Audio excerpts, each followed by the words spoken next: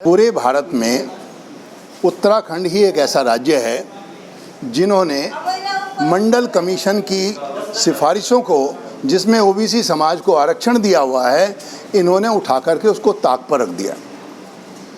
OBC समाज को जो आरक्षण मिलता है वो सोशल और एजुकेशनल बैकवर्डनेस को देखकर मिलता है। पूरे उत्तराखंड में इन्होंने सवर्ण जातियों को भी क्षेत्रफल के आधार पर ओबीसी आरक्षण दिया हुआ, और ये आरक्षण मात्र 14% सन 2000 में दिया था, जिस समय उत्तराखंड बना था।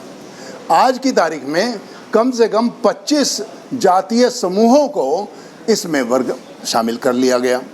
पूरा मुंशियारी, पिथौरागढ़, उत्तरकाशी, टिहरी की पट्टियाँ सबको उन्होंने क्षेत्रफल के आधार पे ओबीसी समाज में शामिल कर दिया। लेकिन आरक्षण का जो प्रतिशत है वो 14 के 14% है। तो आखिरकार हम कम से कम 3-4 बार ज्ञापन दे चुके हैं, और अब ये निर्णय ले लिया गया है कि ज्ञापन से हमारा शायद काम न चले, हमें कानूनी और आंदोलन दोनों विकल्प पर ध्यान देना पड़ेगा।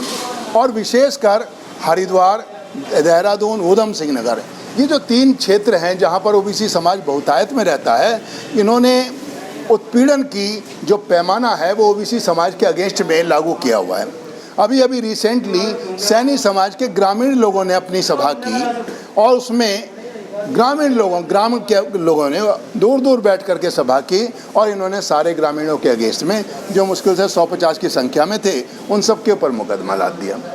मेरा ये कहना है कि क्या आप एक ही पैमाना सारे लोगों के लिए लेकर के चलते हैं? उत्तराखंड में क्या 100 से ज़्यादा की भीड़ जहाँ दिखाई दी, वहाँ पर प्रशासन ने मुकदमे कायम किए? और अगर मुकदमे कायम ही करने हैं तो निश्चित रूप से उन लोगों के अगेंस्ट में मुकदमे कायम होने चाहिए जो नेतागण हैं, जो भीड़ इकट्ठी कर रहे हैं। ग्रामीणों को, निरपराध लोगों को, जिनको अभी एसओपी के बारे में पूरी जानकारी भी ना हो, उनको आप मुकदमे ठोक करके आतंकित कर रहे हैं, पीड़ित कर रहे हैं, जिससे कि वो अपनी आवाज़ सरकार के सामने ना रख पाएँ।